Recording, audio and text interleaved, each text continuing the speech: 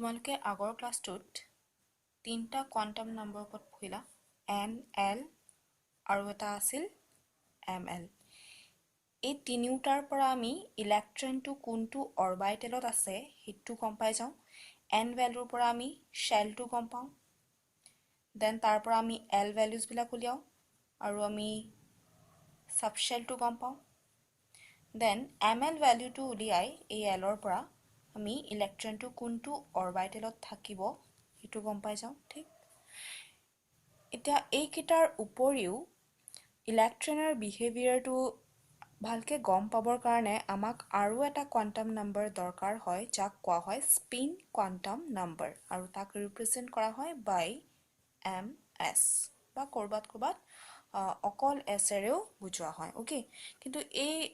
Spin quantum নম্বৰটো এই কিটাৰ লগত ৰিলেটেড নহয় যেনেকে ml টো আমি l ৰ পৰাহে উলিয়াব পাৰো দেন l টো n ৰ পৰাহে উলিয়াব পাৰো এই ms ৰ ভ্যালু বিলাক কিন্তু ইয়াৰ লগত ইহতৰ লগত কোনো প্ৰকাৰে ৰিলেটেড নহয় ই এটা সেপাৰেট কোৱান্টাম নম্বৰ হয় ওকে ম্যাথমেটিক্যাল ক্যালকুলেশনৰ পৰাই ইয়াকো পোৱা গৈছে ইয়াৰ একচুয়ালি মানে অকনমান কথাটো বেলেগ হয় কিন্তু এতিয়া অকনমান সিম্পলিফিকেশনৰ কাৰণে তোমালোকে ইয়াক ইলেক্ট্ৰনৰ স্পিনৰ লগত ৰিলেট কৰিব পাৰা স্পিন বুলি ক'লে কোনোবা এটা বস্তু মানে নিজৰ এক্সিসতে ঘূৰি থকাটো বুজিব পাৰা এতিয়া ধৰা ইলেক্ট্ৰনটো নিজৰ এক্সিসতে স্পিন কৰি আছে মানে এতিয়া ধৰা এই পেনটো এটো এনেকে ঘূৰি থাকিব পাৰে rotate কৰিব পাৰে বা উল্টা ডাইৰেকশনটো ঘূৰিব পাৰে ক্লকৱাইজ এন্ড এন্টি ক্লকৱাইজ এটো কোৱা হয় স্পিন ঠিক তেনেকে তোমালোকে এতিয়া ধৰি লব পাৰা যে ইলেক্ট্ৰনটো তাৰ নিজৰ এক্সিসতে স্পিন কৰি আছে মানে ঘূৰি আছে নিউক্লিয়াছৰ চাৰিওফালেটো ই ঘূৰি আছে তাৰ উপৰিও ই নিজেও স্পিন কৰি আছে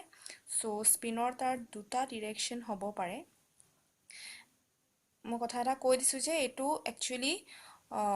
এই স্পিন কোৱান্টাম নম্বৰটো যদিও ইয়াৰ নামটোত স্পিন আছে স্পিনৰ লগত আসলতে ৰিলেটেড নহয় ইয়াৰ কথাটো অকনমান বেলেগে হয় ম্যাগনেটিক বিহেভিয়াৰৰ লগতহে ৰিলেটেড হয়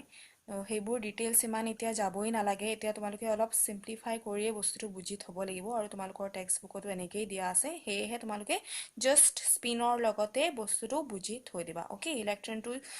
ক্লকৱাইজ ডাইৰেকশন স্পিন কৰিব পাৰে বা এন্টি ক্লকৱাইজ ডাইৰেকশন স্পিন কৰিব পাৰে হেহে ms ৰ দুটাই পসিবল ভ্যালুজ থাকিব okay two values for ms আৰু হেই ভ্যালু বিলাক ইহতৰ লগত কোনো পধ্যে ৰিলেটেড নহয় এই দুটা ভ্যালু হয় প্লাস হাফ হ'ব নহলে মাইনাস হাফ হ'ব এটা ইলেক্ট্ৰনৰ ms ভ্যালু প্লাস হাফ হ'ব পাৰে নহলে মাইনাস হাফ হ'ব পাৰে এতিয়া কোনটো ডাইৰেকশনৰ মুভমেন্টৰ কাৰণে কোনটো ভ্যালু হয় হেতু কোনো ধৰণৰ ইহতৰ মাজত মানে ৰিলেশন নাই তোমালোকে নিজেই ধৰিব পাৰা কিয়কি ইলেক্ট্ৰনটো ক্লকৱাইজে মুভ কৰিছে নে এন্টি ক্লকৱাইজে কৰিছে হেতু আমি জানিব নোৱাৰো হেহে আমি ইলেক্ট্ৰনটাৰ কাৰণে প্লাস হাফ ms ভ্যালু ধৰিব পাৰো বা মাইনাস হাফও ধৰিব পাৰো বুজি পাইছা এটো কিবা এটা ওকে আচ্ছা তে ইয়ালৈকে কোৱান্টাম নাম্বাৰস বিলাকটো হৈ গল n l ml আৰু ms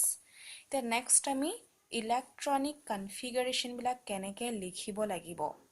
মানে এতিয়া ধৰা এটম এটাত ইলেক্ট্ৰনছ বিলাক এৰেঞ্জ হৈ আছে আগতে তোমালোকে এনেকে কিবা কনফিগাৰেশন বিলাক লিখা 2 8 8 তেনেকে লিখা কিন্তু এতিয়া যেহেতু আমি গম পালো যে এটমত অৰবিটেলছ থাকে আৰু অৰবিটেলছ বিলাক কি থাকিব হেবোৰ আমি গম পালো আমি ml ভ্যালুজৰ পৰা চালুৱে যে ফাৰ্স্ট শেলত কি অৰবিটেল থাকে লাইক 1s থাকে সেকেন্ড শেলত 2s থাকে 2p থাকে আৰু 2pও তিনটা থাকে গতিকে আমি ইলেক্ট্ৰনিক কনফিগাৰেশনটো অকনমান ডিফাৰেন্ট কে এতিয়াৰ পৰা লিখিব লাগিব আৰু ইলেক্ট্ৰনিক কনফিগাৰেশনটো লিখিবলৈ যোৱাৰ আগতে আমি তিনটা প্ৰিন্সিপল পঢ়ি লব লাগিব তিনটা ৰুল আছে ওকে হে তিনটা ৰুল পঢ়ি বুজি লৈ পেলাইহে আমি ইলেক্ট্ৰনিক কনফিগাৰেশন বিলাক এটমৰ লিখিব পৰা হম ঠিক আছে তো আজিৰ ক্লাছত মই এটা অকল প্ৰিন্সিপল দেখাই দিম যাক কোৱা হয় Pauli's exclusion principle Pauli's exclusion principle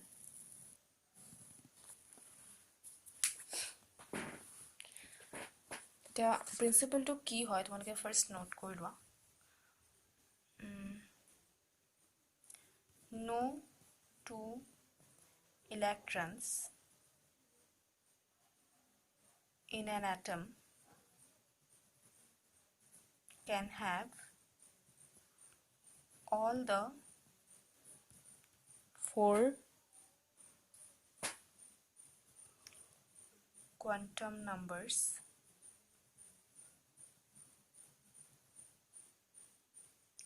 same. Okay, এটো হৈছে পাউলিছ এক্সক্লুশন প্ৰিন্সিপল ইয়াত কি কৈছে চোৱা যে এটম এটাত থকা ইলেক্ট্ৰন বিলাকৰ কোনো দুটা ইলেক্ট্ৰনৰে কোৱান্টাম নাম্বাৰছ বিলাক গুটেইকিটা সেম হ'ব নোৱাৰিব বুলি কৈছে ওকে মানে কিবা এটা এক্সক্লুড কৰি দিছে সেইকাৰণে ইয়াক কোৱা হয় পাউলিছ এক্সক্লুশন প্ৰিন্সিপল এতিয়া চোৱা যে ইলেক্ট্ৰন এটাৰ টোটেল ইলেক্ট্ৰন এটা মানে আমি জানিবলৈ হলে তাৰ আমি n ভ্যালু জানিব লাগিব l ml আৰু ms ওকে তো মানে সব ইলেক্ট্ৰনৰে চাৰিটা কোৱান্টাম নাম্বাৰছ থাকিবই পাউলিয়ে কৈছে যে সেই চাৰিটা কোৱান্টাম নাম্বাৰ সিমিলাৰ হ'ব নোৱাৰিব দুটা ইলেক্ট্ৰনৰ তিনটা সেম হ'ব পাৰে তেতিয়া ফৰ্থটো হলেও ডিফাৰেন্ট হ'বই লাগিব বুজি পাইছানে তিনটা লৈকে সেম হৈ যাব পাৰে কিন্তু 4 নম্বৰ কোৱান্টাম নাম্বাৰটো হলেও ডিফাৰেন্ট হ'ব লাগিব আচ্ছা এতিয়া ইয়াক অলপ ভালকে বুজিব লাগিব তে ধৰি লোৱা এই বক্সটোৱে এটা অৰবিটেলক বুজাইছে ওকে অৰবিটেলটো যেনিবা 2px হয় ঠিক আছে 2px অৰবিটেলত কিছুমান ইলেক্ট্ৰন আছে বুলি আমি ধৰি লৈছো ইলেক্ট্ৰন বিলাকটো থাকিব ইয়াত এতিয়া ইয়াত যিমানে ইলেক্ট্ৰন থাকিব গুটেই বিলাকৰ কাৰণে তোমালোকে এটা কথা মন কৰা যে n ভ্যালু l ভ্যালু আৰু ml ভ্যালুটো সেমে হ'ব কিয়কি ইহঁতি সেম অৰবিটেলত আছে ৰাইট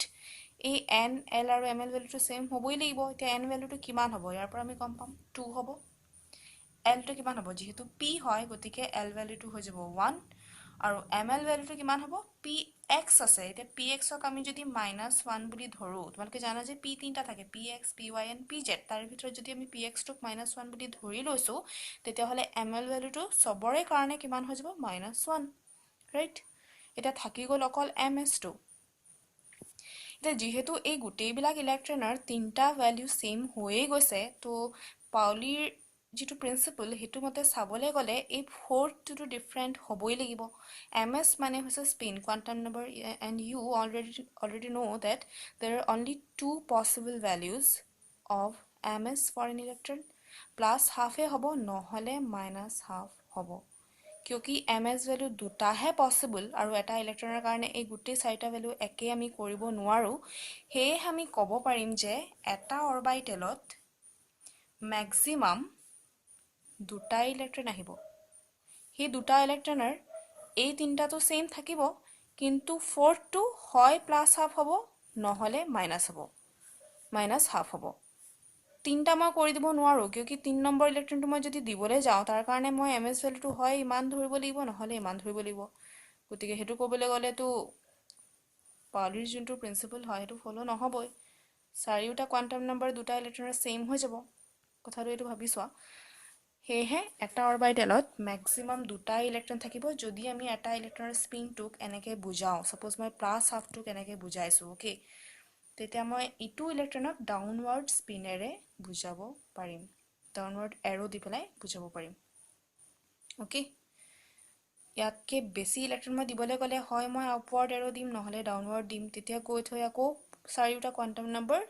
কোনোবা দুটা ইলেক্ট্ৰনৰ মিলিয়ে যাব আৰু পাউলিৰ প্ৰিন্সিপলটোৰ মতে এটো নহব ওকে এটো বুজি পাইছা সো পাউলিৰ এক্সক্লুশন প্ৰিন্সিপলটো আমি এনেকেও লিখিব পাৰো সোৱা in an orbital a maximum of 2 electrons can be accommodated মানে এটা অৰবিটেলত ম্যাক্সিমাম দুটা ইলেক্ট্ৰনহে থাকিব পাৰিব ওকে ঠিক আছে এতিয়া চোৱা যিকোনো s সাবশেলত অকল এটাই অৰবিটেল থাকে তাক আমি এনেকে এটা বক্সৰে বুজাম ওকে 1s এ হোক বা 2s এ হোক বা 3sg1 এ হোক s হলে অকল এটাই অৰবিটেল হ'ব আৰু তাত ইলেক্ট্ৰন কেইটা থাকিব দুটা so two maximum electrons are possible in case of s subshell বুজি পাইছা এটো যদি p হয় p subshellৰ কাৰণে টোটাল অৰবিটেল থাকে তিনটা কিউকি আমি তিনটা ml ভ্যালু পাইছো আগৰ ক্লাছত চাই লবা গৈ যে p ৰ কাৰণে তিনটা orbital possible px py and pz হে আমি ইয়াত তিনটা বক্স বনাব লাগিব তিনটা অৰবিটেলক বুজাবলৈ আৰু তিনটা অৰবিটেলত এটাত যেহেতু দুটাহে আহিব পাৰে তিনটাত টোটাল আহি যাব তোমাৰ 6টা বুজি পালা এটো ঠিক তেনেকৈ d এটা d ৰ টোটাল অৰবিটেল আহে 5 পাঁচটা অৰবিটেল লিখোৱা আছে চাই লবা হে পাঁচটা বক্স মানে পাঁচটা অৰবিটেল আৰু যদি হে এটা অৰবিটেলত ম্যাক্সিমাম দুটাকে সোমাব পাৰে তেতিয়া হলে টোটাল ইয়াত আহিব 10 electrons fine similarly for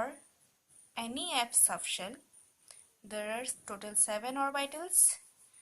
আৰু 7 orbital হলে total electron কিমান আহিব 14 এইকিটা ভ্যালু তোমালোকে মনত থৈ দিবা আৰু অৰবিটেলৰ নম্বৰটো জানিলে ইনো গম পাবাই s ত দুটা ইলেক্ট্ৰন হোৱাব ম্যাক্সিমাম তাৰপিছত p ত 6টা d total 10 আৰু f ত 14টা electron and so on okay বাকি দুটা প্ৰিন্সিপল মই নেক্সট ক্লাছত বুজাই দিম